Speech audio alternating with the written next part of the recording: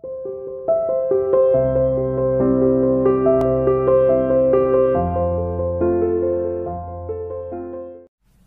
dear student, welcome to CA International School online classes.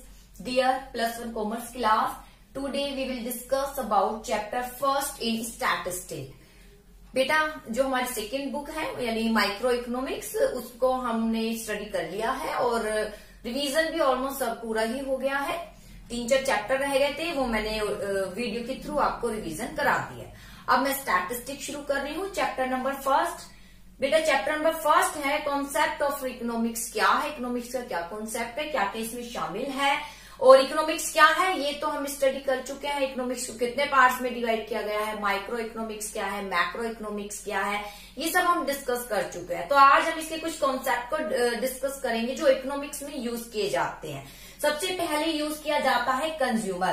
तो economics में एक बार फिर बता देती हूँ टॉपिक इकोनॉमिक्स। इकोनॉमिक्स क्या है, इकोनॉमिक्स मैंने बता ही दिया था आपको। इकोनॉमिक्स के अंतर्गत हम क्या स्टडी करते हैं, हम ह्यूमन के बिहेवियर की स्टडी करते हैं कि व्यक्ति किस तरीके से बिहेव करता है, क्योंकि उसके पास रिसोर्सेस तो क्या है, स्क्वेयर है और उसके अल्टरनेटिव क्या है, अल्टरनेटिव यूजेस है और उसकी वॉन्ट्स क्या है, अनलिमिटेड है। जो हमारी इकोनॉमिक्स है तो इकोनॉमिक्स में बेटा दो एक्टिविटी बहुत ज्यादा चलती है, प्रोडक्शन होता है और कौन सा होता है, कंजप्शन। पूरी इकोनॉमिक्स ही इस पर बेस है, प्रोडक्शन है, कंजप्शन है।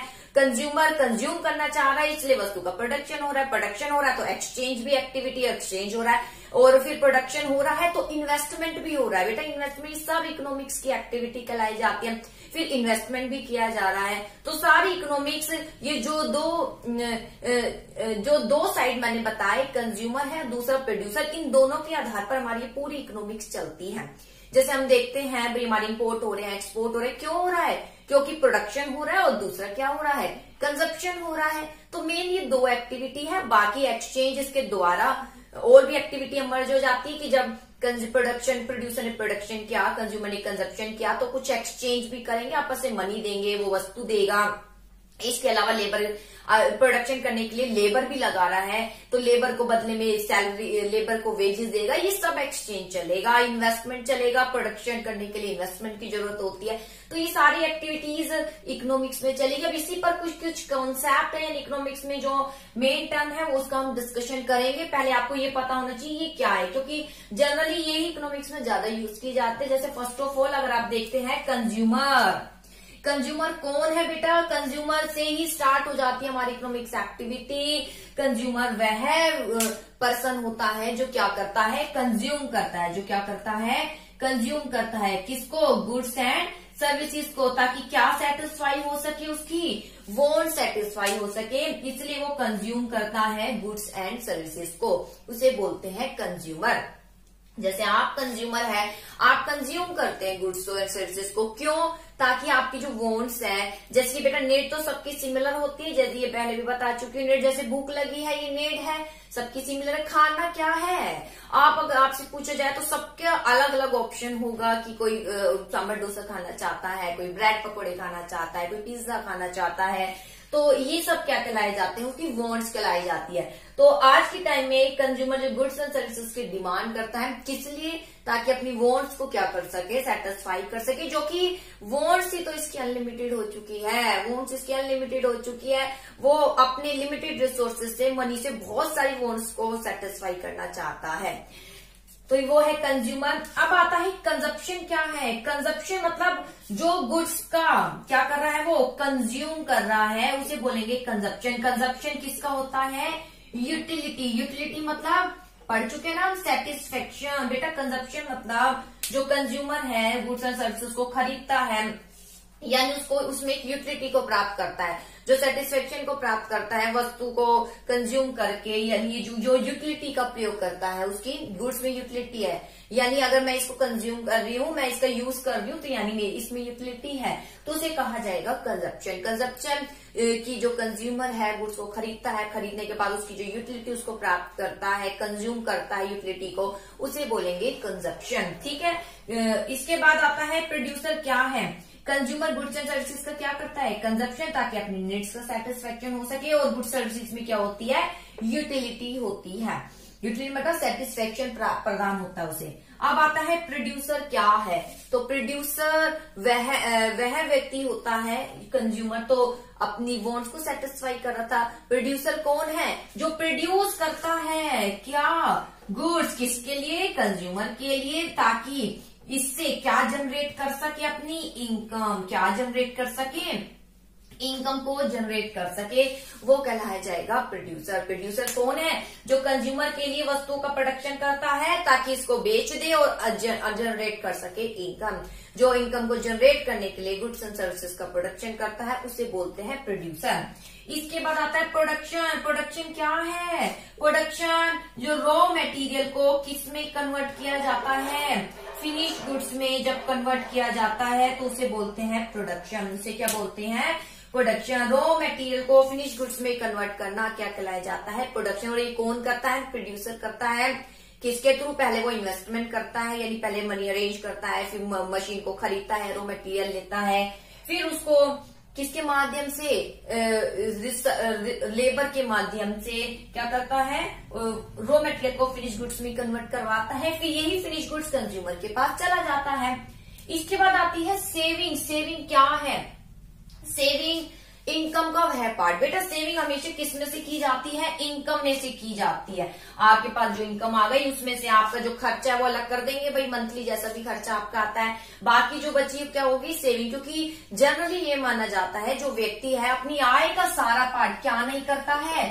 खर्च नहीं करता, कुछ क्या कर लेता है? बचा लेता है। जो बचा लेता है वही क्या कहलाई जाती है? सेविंग। इनकम में से जो पार्ट बचा लेता है वही उसकी क्या है? सेविंग। सेविंग वह पार्ट है इनकम का जो खर्च नहीं किया जाता, जो भविष्य के लिए बचा लिया जाता है।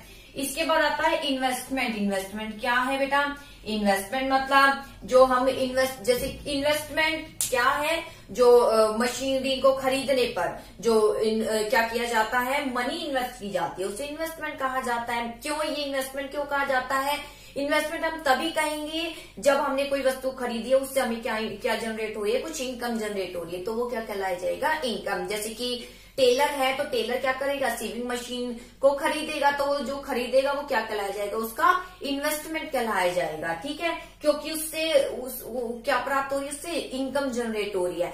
ऐसी जैसे ऑर्गेनाइजेशन है उसमें व्यक्ति को जब हायर किया जाता है तो ट्रेनिंग दी जाती है, तो ट्रेनिंग पर खर्चा होता है। ट्रेनिंग दी जाती है, व्यक्ति को सिखाया जाता है काम पहले, ठीक है, इस तरीके से स्टार्ट करना है, तो वो और कुछ नहीं, वो इन्वेस्टमेंट होती है। ट्रेनिंग भी इन्वेस्टमेंट क्यों होती है? क्योंकि ट्रेनिंग देने से व्यक्ति सही से काम करेगा, कोई वेस्टेज नहीं करेगा। इसका लाभ किसको होगा? संस्था को ही होगा, इसलिए उसे कहा जाता है इन्वेस्टमेंट। इन्वेस्टमेंट यानी जो एसेट्स है उस पर हम इन्वेस्ट कर रहे हैं ताकि वो उससे हम क्या जनरेट कर सके? अपनी इनकम को कमा सके, वो कहलाया जाएगा इन्वेस्टमेंट।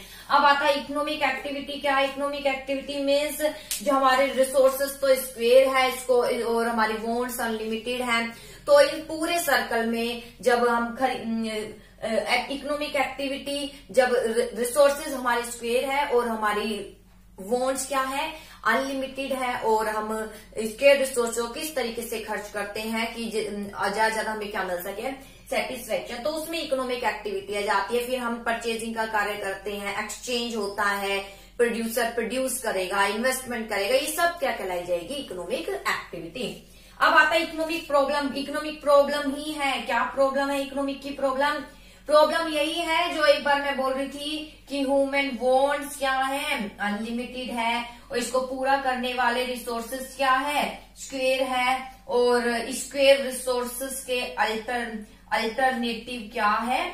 यूजेस है। अल्टरनेटिव क्या है? यूजेस है। इसे बोलेंगे इकोनॉमिक प्रॉब्लम की ह्यूमन वांट्स अनलिमिटेड है, पूरा करने वाले रिसोर्सेज स्क्वेयर है, और इसको स्क्वेयर रिसोर्सेज के अल्टरनेटिव क्या है?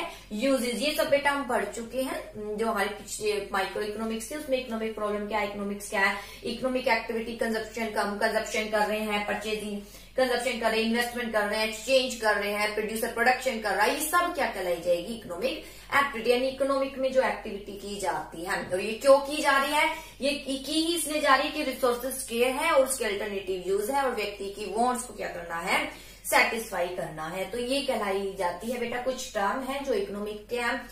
इसके बाद बेटा आता है कंजप्शन बता दिया मैंने, प्रोडक्शन बता दिया है, इसके बाद बेटा एक आता है डिस्ट्रीब्यूशन। क्या है डिस्ट्रीब्यूशन? मतलब वस्तु को डिस्ट्रीब्यूशन मतलब डिस्ट्रीब्यूट करना। जैसे कि डिस्ट्रीब्यूशन यानी वितरण करना है। वितरण कैसे? जब हम प्रोडक्शन करते हैं, इसका बेटा आप छोटा सा यहाँ टॉपिक याद कर सकते हैं डिस्ट्रीब्यूशन का। Distribution as student of economic भी हम इंटरेस्टेड जानना चाहेंगे कि इनकम कैसे डिस्ट्रीब्यूट होगी उन पर्सन में जो कि प्रोडक्शन में हेल्प करते हैं, जो कि प्रोडक्शन के एजेंट कहलाए जाते हैं। और प्रोडक्शन के एजेंट कौन कौन है बेटा? यानी फैक्टर ऑफ प्रोडक्शन क्या क्या है? प्रोडक्शन के लिए किस किस फैक्टर की जरूरत होती है? लैंड है, लेबर है, कैपिटल है, एंटरप्रेन्योरशिप है। बेटा ये हम डिस्कस कर चुके हैं।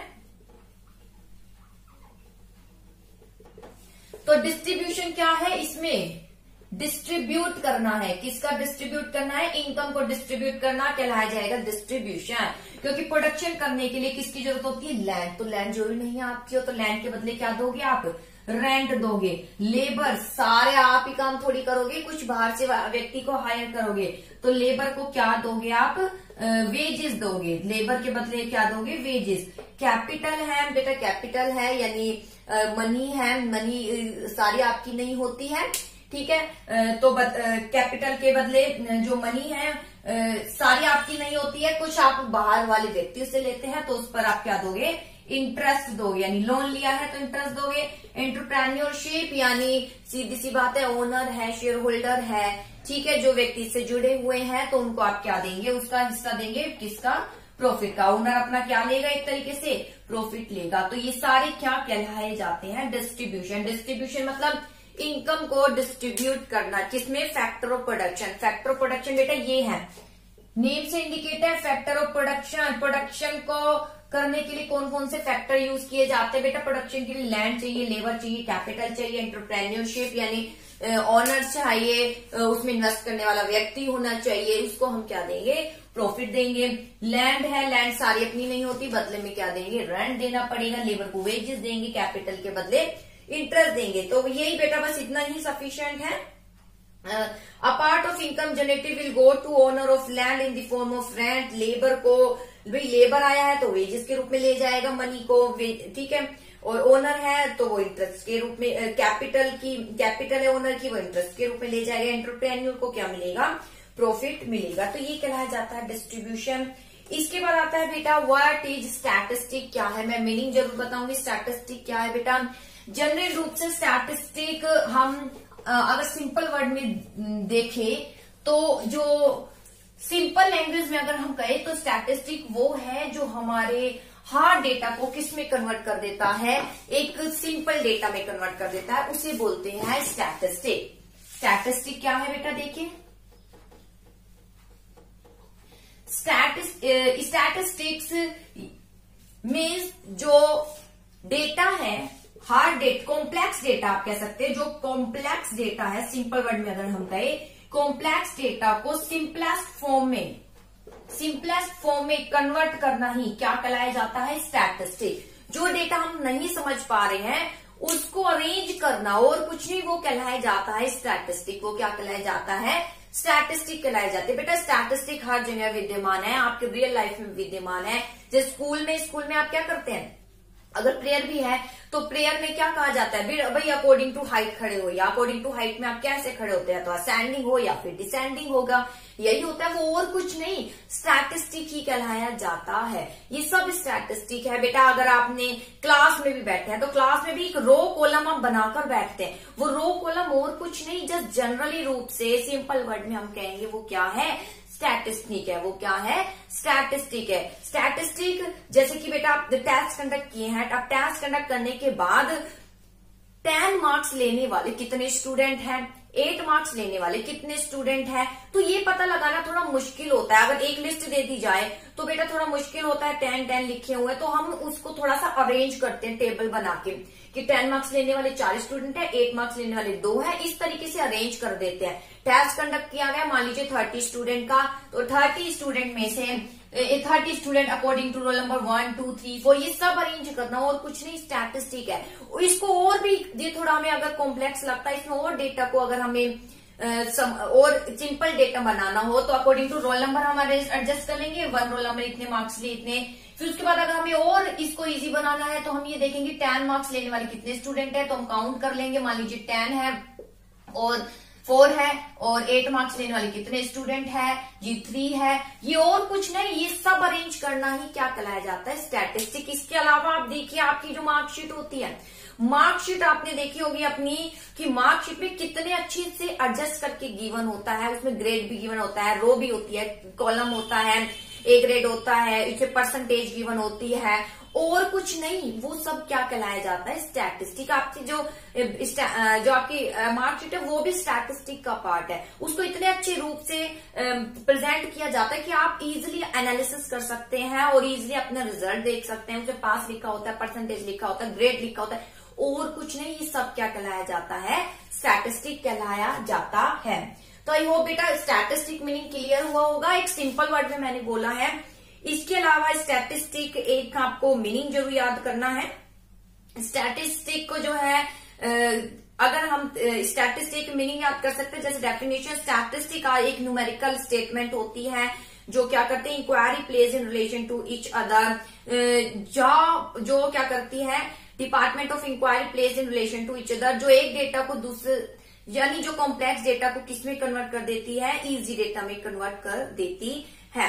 या दूसरा आप कर सकते हैं, बाय स्टैटिस्टिक में मीन हमारा अभी स्टैटिस्टिक का अभिप्राय क्वांटिटेटिव डेटा से है, affected to a market extend by multiplicity of causes, जो विभिन्न कारणों से प्रभावित होता है। कोई भी डेफिनेशन आप याद कर सकते हैं। मैंने सिंपल वर्ड में आपको एक मीनिंग बताया स्टैटिस्टिक क्या है। स्टैटिस्टिक मतलब क्वांटिटेटिव इंफॉर्मेशन, जो कि अगर कॉम्प्लेक्स है तो वो स्टैटिस्टिक उसको किस में कन्वर्ट कर देती है, सिंपलेस्ट फॉर्म में। जस्ट जनरली इसे बोलते हैं स्टैटिस्टिक।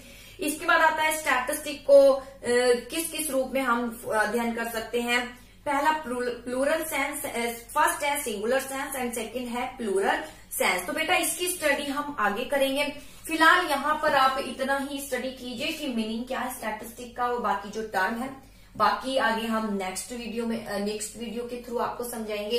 एक बार फिर मैं बता दूंगी स्टैटिस्टिक क्या है और इसके फीचर्स क्या है। आई होप इतना आप जरूर कर लेंगे। स्टैटिस्टिक फिर मैं बता देती हूँ, जनरली सिंपल वर्ड में हर एक चीज स्टैटिस्टिक है। कुछ भी जहां अरेंज किया हुआ है वो सब स्टैटिस्टिक। रो, कॉलम, डायग्राम बनाते हो आप, सर्कल बनाते हो, सर्कल में आप एंगल बनाते हो कि भाई पासिंग है, जैसे पास का आपने एंगल बना दिया कि इतने बच्चे कितने हैं, फर्स्ट डिवीजन के हैं, और ये बच्चे सेकंड डिवीजन के, ये जो कॉलम है थर्ड डिवीजन का। ये और कुछ नहीं, इस तरीके से अरेंज करना डायग्राम के थ्रू सब क्या कहलाया जाता है, स्टैटिस्टिक। ओके बेटा।